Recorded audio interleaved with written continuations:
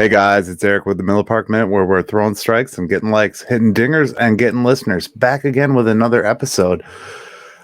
Without much further ado, we're going to get right into this one to respect our guests' time. Today we have Emmy award-winning sports journalist and former pre- and post-game Valley Sports Wisconsin.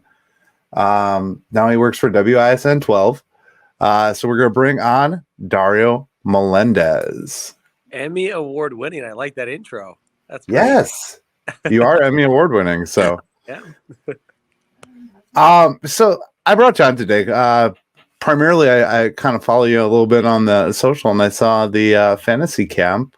So I saw you had experience with that. I heard another podcast actually talking to a gentleman who was at fantasy camp today. So I thought I'd chit chat with you about it and your experience with the Brewers, and just to talk a little baseball with you. Yeah, I always enjoyed you on the show, and I know you enjoy baseball on a full spectrum, because my co-host plays for Team Blue in West Bend, and he said he got a hit off of you. So I don't believe that. I don't think I've given up many hits in West Bend in the last 3 seasons.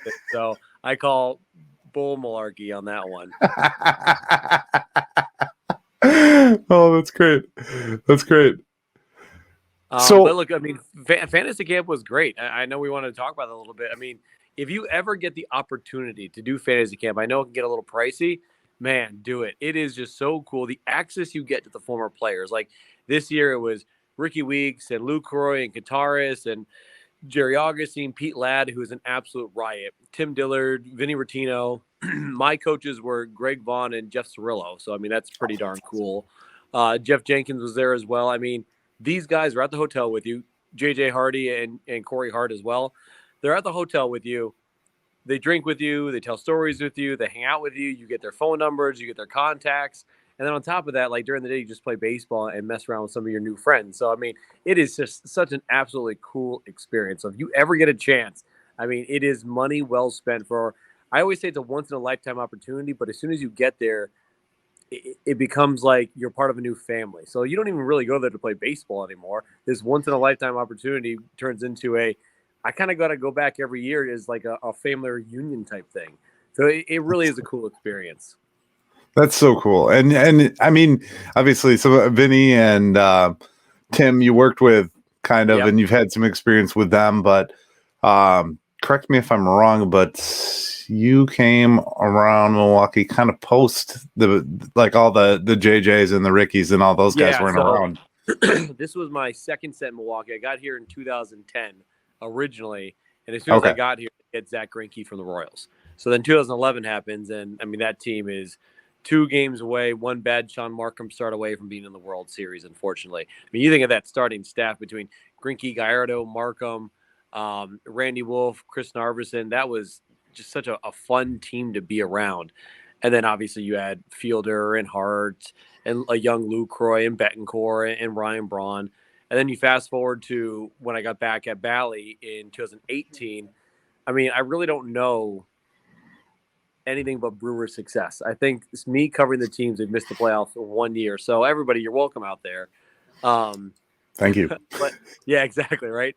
But it's been fun. I mean, what David Stern and Matt Arnold were able to do the past 5-6 seasons, building this team. And I understand they haven't won a World Series, which is extremely difficult to do, especially with the way the Mets spend money and the Yankees spend money and the Dodgers spend money and the Angels spend money.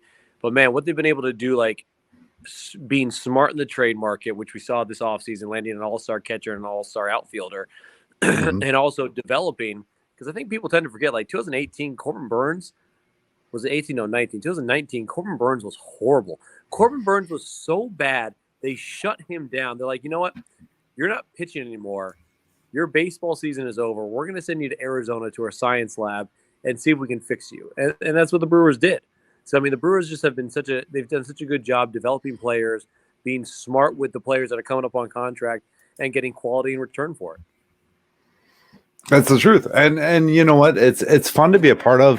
And you kind of you've gotten to ride along and be a part of this thing, this whole run. I mean, you know, through the good, and that's fun. And I'm sure it makes your job a lot easier to be sitting there and talking about wins versus losses. Yeah. I know the latter half of this last year when it was getting kind of like uglier, it was watching oh my gosh, I can't think of the name of the guy that's on there now with Tim. Oh, Watson, Steven Watson. Watson, yes, Watson. But I mean, and that's the fun part of the job is when they win. Oh, for sure. And when I was at Bally, you had the Bucks winning and the Brewers winning. It makes your job really easy. And you kept waiting for the Brewers to kind of get hot and turn the page last season because the Phillies, I want to say they lost 17 of their last 21 games entering the playoffs, something ridiculous like that. They were begging the Brewers just to take their spot. And we saw how far the Phillies went. I mean, they went to the World Series. So last season was tough because you had everything in line with pitching, but I don't think, and David Stearns talked about this, Craig Counsell talked about this as well, they didn't understand the impact that trading Josh Hader would have on the team. And it's not as much about performance because, look, I mean, Josh Hader, we already know, is sensational. But Rogers, the guy they got back from, was neck and neck with him when it came to stats. They got a really good pitcher in return, but there's something about a glue guy. I always tell this story when I was in New York in 2015 when the Mets went to the World Series. The next year, they don't bring back Bartolo Colon, and they kind of fall apart. You need a glue guy in the clubhouse, and I don't think they realized how important to the clubhouse Josh Hader was, not just for saves and everything, but just because he's a fun, likable person in the clubhouse, kind of like a Brent Suter. Now, it's on the positive note with Suter being gone, this happens during the offseason, so you don't lose him at the trade deadline, you don't lose him kind of mid-season, and you're just yanking out something that had been in the clubhouse all year long.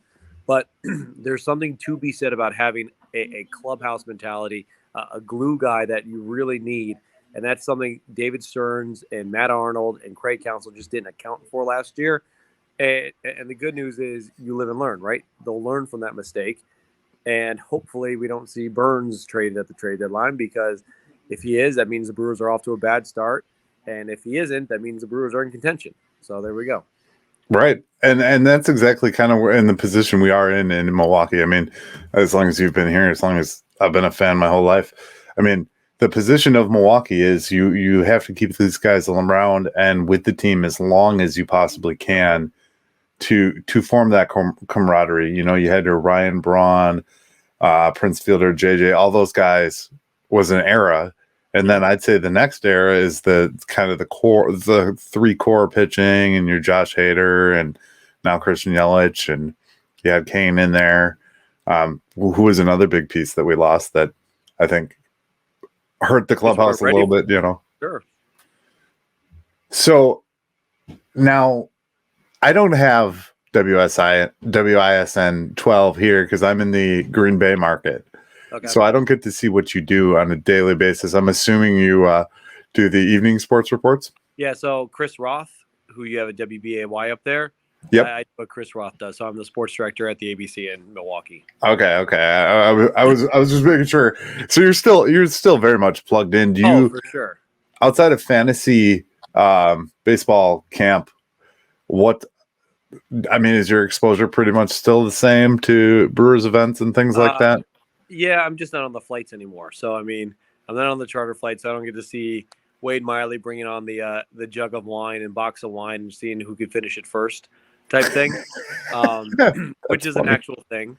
Or Coach Bud breaking out the high-end wine and seeing if he can finish it before you land as well, and all the guys playing cards on the plane. But I'm still in the clubhouse. I'm still in the locker room. I still have a lot of contacts. So I have a pretty good pulse of what the team's doing. I'll tell you right now, they're excited with what Matt Arnold did. I understand there hasn't been a spending spree. You bring in Wade Miley, bring in Alex Claudio on a minor league deal. But, man, you land a all-star catcher, William Contreras, who you have control over for a couple of years now. You have Jesse Winker, if you can get him healthy. That bat in Milwaukee could be really special. It's kind of finding out where he's going to play. Is he going to be strictly DH, or is he going to play some outfield?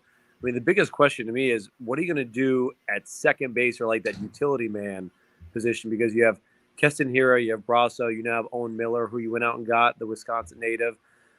You still have Ruiz as well. So it's you have four guys vying for one second base utility position. And you would think with the addition of Brian Anderson, he would probably play third base. So that means Urias is going to slide over to second. I don't know if Brian Anderson is your answer at third the entire season. The one guy I'd love to see is Jose Ramirez. I mean, I think that's bucket list, maybe pipe dream for everybody. The way the Guardians kind of played it. And look, maybe the trade to get Owen Miller was like that initial conversation starter with the Guardians. Like, hey, now we have some communication. You see it. I mean, heck, it seems like every year we make trades, or the Brewers make trades with the Rays and the Mariners. So there's obviously there's conversation between those two teams. Maybe this is the one that kind of starts greasing the wheels to try to get a guy like Ramirez, because I think this team could be one really good third baseman away from being something special. I don't know if it's a World Series team, because I think we see it every year almost. Like, the best teams make the playoffs. It's the hottest team that wins it all. But, man, I mean, if you can figure out third base, this team could be really special.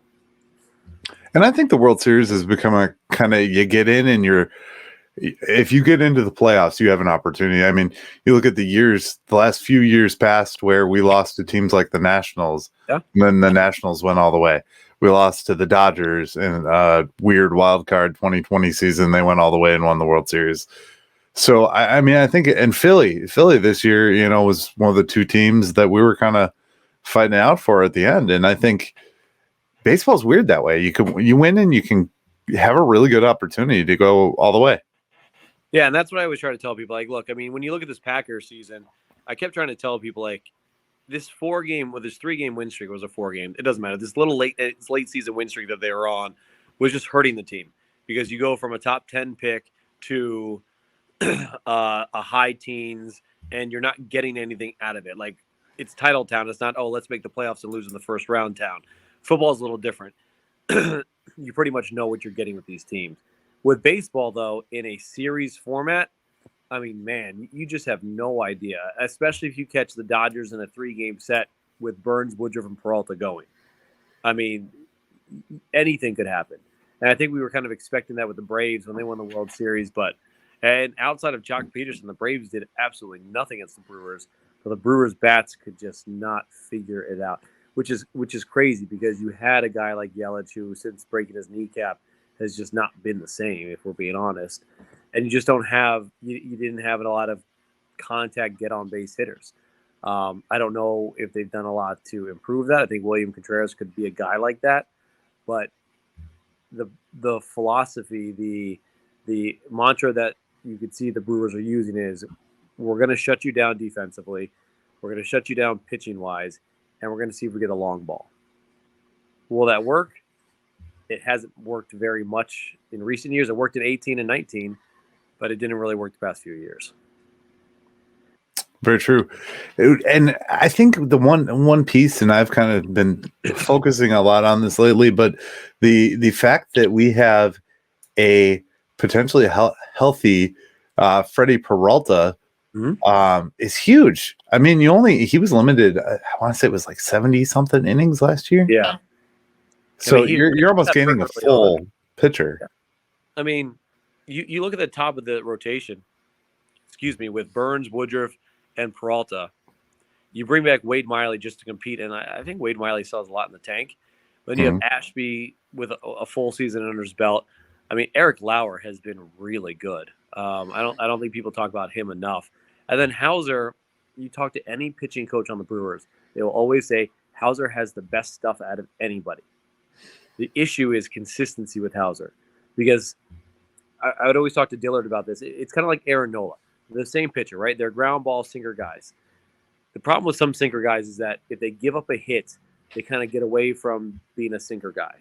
Where Aaron Nola is like, yeah, I'm going to give up hits, but I can't get away from who I am.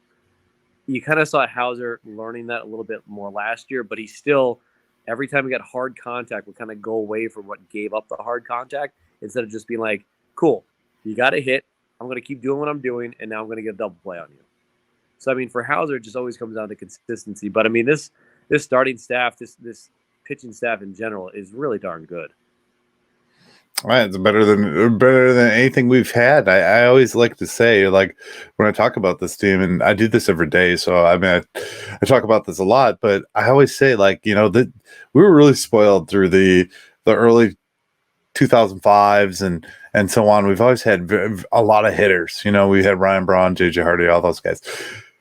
But now it's very pitching heavy, and we're seeing a lot more unique things happen. We've had a no-hitter. We've had, 3 all-star pitchers. We've had an all-star closer. Devin Williams was an all-star. Your guys are slotting in more and more as pitching all-stars than they are hitters that are all-stars. Now you just get some hitters.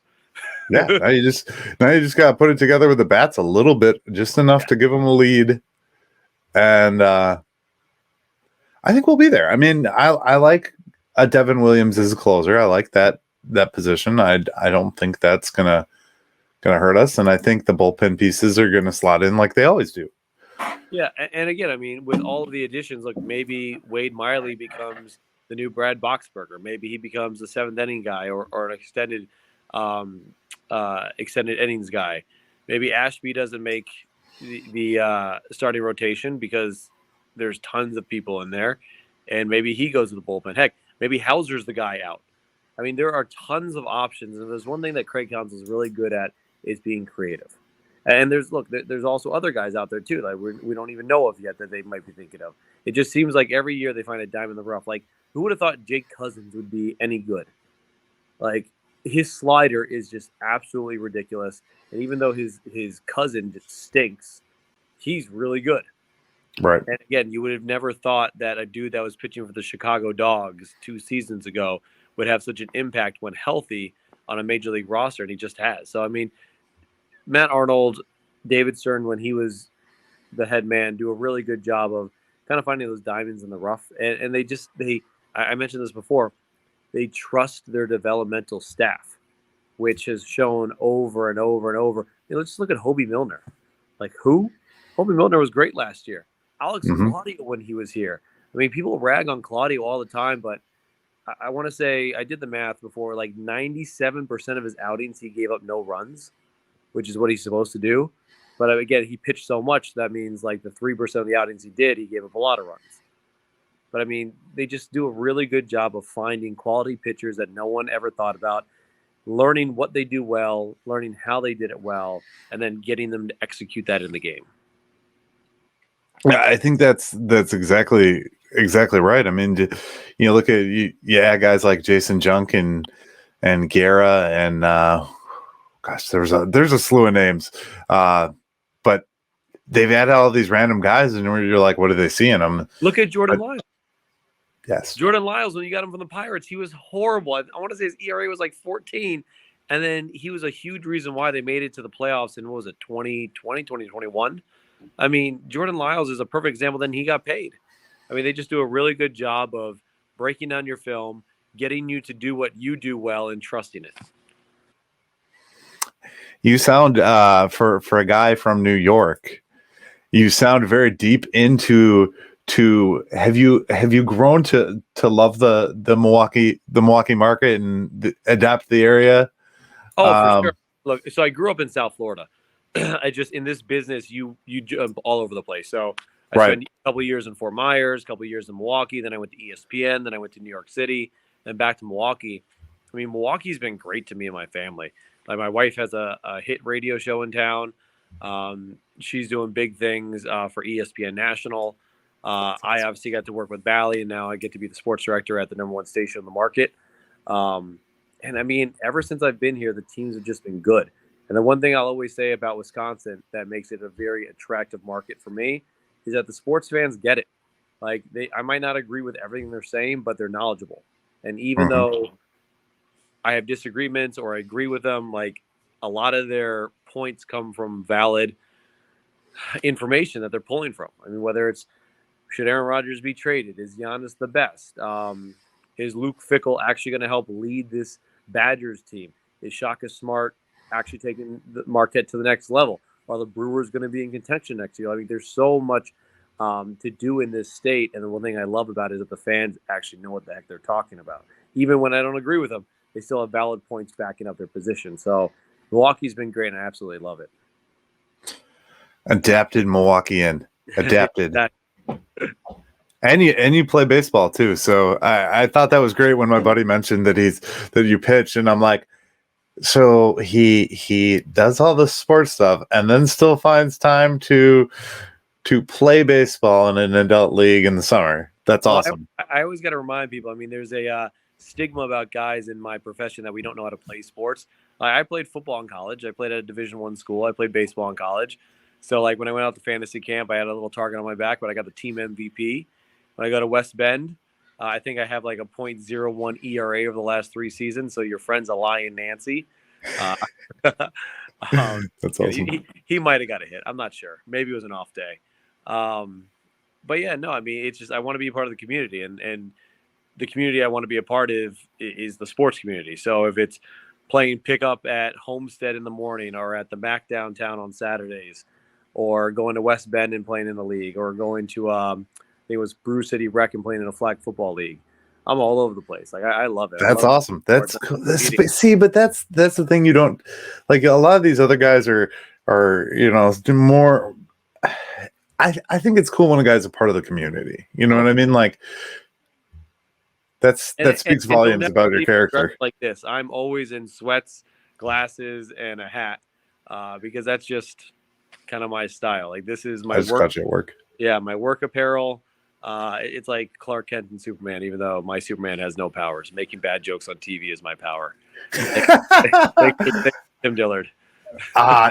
You and Tim, though, I mean, you guys had a good camaraderie there, and oh yeah, I think you were great on the broadcast. That's part of the reason I reached out, because I was like, oh god, I liked Dario. I wonder what Dario's doing. And Dilly is the coolest person you will ever meet. Him and Vinny, but Dilly and I had a really good rapport. It's one of the things I miss the most about being at Bally. Like I love my job at ISN. Like I got extremely lucky to get this job. But the thing I miss about Bally is the people. Like I miss Rock, I miss Sophia and BA and Vinny and Dilly. I miss Novak and Craig, Marcus and Lisa. Like the people there are just absolutely amazing. And that's probably what I miss the most. That's why fantasy camp was awesome. I got to hang out with Dilly and Vinny for a week straight, just shooting the ish, having fun. Mm-hmm. And that's the thing. Now you're kind of still in that business, and you probably still see them when you go to the ballpark and stuff like that. But that's awesome. Yeah, and we just got to start making some more videos. I know Dilly got a little busy last year, but we're going to start bringing the videos back, I think. That's the best part of Tim Dillard. We had a long talk. I actually had him on like 2 weeks ago. He was one of my first ever podcast interviews, and he actually remembered that. It was really terrible. I won't bury the details of how badly that interview was, but he remembered me, and we were talking about it, and he's like, oh yeah. And then I got really into the internet video after that. And then now I just forced my co-hosts to do videos. And I'm like, that's great though. That's what you're known for. For sure. And it's smart. It's a lot of fun. And he is one of the most genuine people you'll ever meet. Like I've never met someone so positive before in my life. And right. It's the way he is. And I always tell him, and I joke with him about this, because he was such a mediocre baseball player, it's turned him into such a great analyst, because he really had to become a student of the game. And I actually gave him the compliment and compared him to Bob. I said, you know what? I mean, you're very well on your way to being the next Bob, because you just have a sense of humor about how you didn't make it, and you were a 16-year minor leaguer, and who knows, maybe I predicted something. Diluker. Right. Yeah. Okay, so we'll give this just a couple more minutes here. I just have 2023. You're sitting here looking at the team. Where do you think everything shakes out? I know we want to be homers and we want to say we're gonna go all the way, but do you think it's going to be a progress year where we get back into this thing? I mean, I honestly think we're still in the window. Oh yeah. Anybody that says you're not in the window is an idiot, if I'm being honest. It's a 2-horse race for the NL Central. It's Brewers and Cardinals. I mean, Cardinals did a really good job signing Wilson Contreras, and they're the Cardinals, man. For some reason, they always figure out how to win. But the Brewers still return the best pitching staff, maybe in baseball, definitely in the NL Central. They still have good bats up and down the lineup. You get an all-star catcher in William Contreras, something that the Brewers have been looking for since Yasmani left. Not Giovanni, Yasmani, I should say. I think Jesse Winker is going to have a heck of a bounce-back year. The only question marks to me are center field and third base. Brian Anderson, maybe a change of scenery, especially leaving a ballpark that is massive, might help him. Maybe that solidifies third base. And then is it Garrett Mitchell or is it Tyrone Taylor in center field? I think Taylor showed you that he could play center. He's never done it in an entire season, so maybe getting that out of his way will help him. And Garrett Mitchell showed you there's athleticism, there's power, there's clutch hitting, but he did it for a month and a half. So the biggest question marks for me are third base and center field, but anybody that says this team doesn't have a chance is not watching baseball properly. And this is a really good baseball team. They made some solid moves this offseason to make sure that they're around contention during the All-Star break. And when you hit All-Star break, you make your moves, and then you make a playoff run.